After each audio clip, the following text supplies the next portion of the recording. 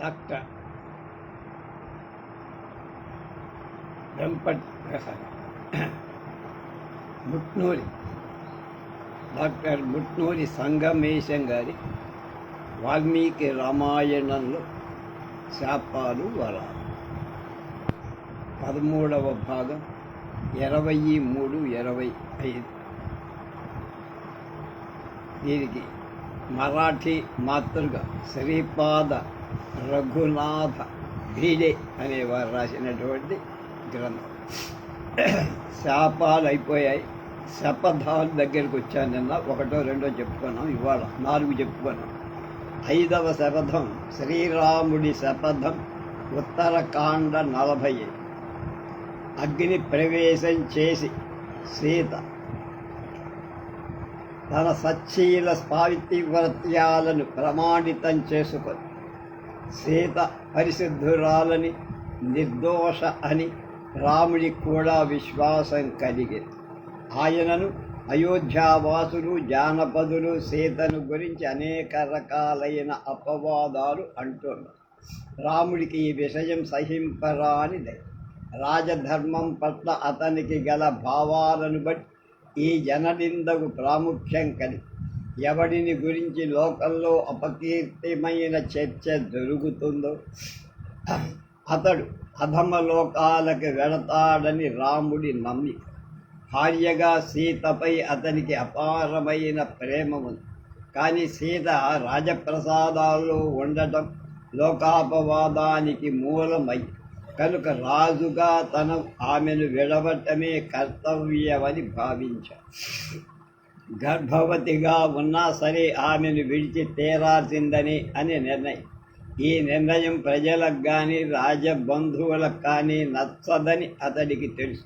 అందువల్ల అతడు చాలా కఠోరంగా లక్ష్మణుడికి ఆజ్ఞాపిస్తూ సీతను వాల్మీకి ముని ఆశ్రమం దగ్గర అడవిలో విడిచి రమ్మన్నాడు.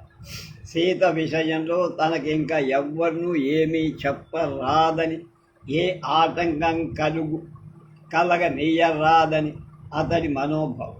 కనుక లక్ష్మణుడితో శపథపూర్వకంగా ఇలా అన్నారు: శాసిత హి మయా యూయం పాదాభ్యాం జీవితేన చ ఏమాం వాక్యాంతరే బ్రూయు రమణేతుం కథంచన ఆహితానామతే నిత్యం మదభిష్ట విఘాతన మళ శాపితా హి మయా యూయం పాదాభ్యాం జీవితేన చ ఏమాం వాక్యాంతరే బ్యూరు అనునేతం కథంచన ఆహితానామతే నిత్యం మదభిష్ట విఘాతన.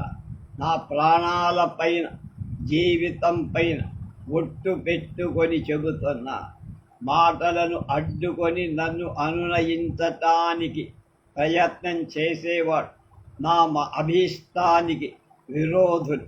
వాళ్ళు నాకు నిత్య శత్రువులు. ఈ శపథం విని లక్ష్మణుడు లక్ష్మణుడే కాదు, అందరూ కూడా నిరుత్తరులయ్యారు. రాముడి మాటకెవరికి ఎదురు ఆడనివ్వల్ల. సీతాను చారిత్ర విషయం వాల్మీకి శపథం. ఉత్తరకాండ 90. రాముడి అశ్వమేధ యజ్ఞం జరుగుతోంది. వాల్మీకి లవకుశలను అక్కడ అన్ని చోట్ల తిరుగుతూ రామాయణ గానాన్ని చేయమని పంపారు.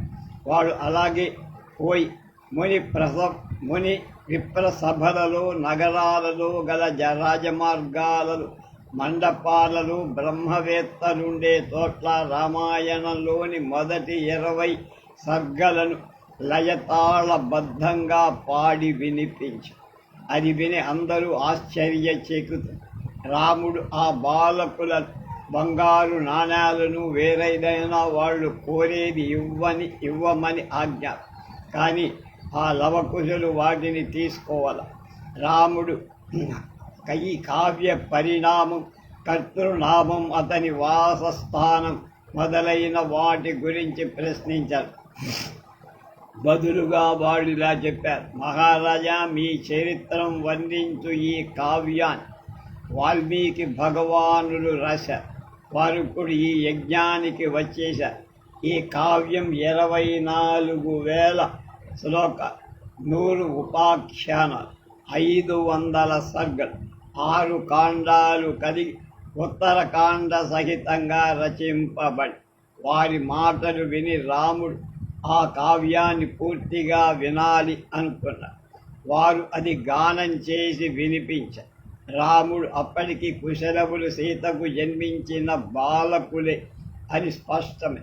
వెంటనే రాముడు వాల్మీకి వద్దకు దూతముఖంగా సందేశాన్ని యది శుద్ధ సమాచార యది వా వీతకల్మష కరోత్విహాత్మనః శుద్ధి మనుమాన్య మహామణి.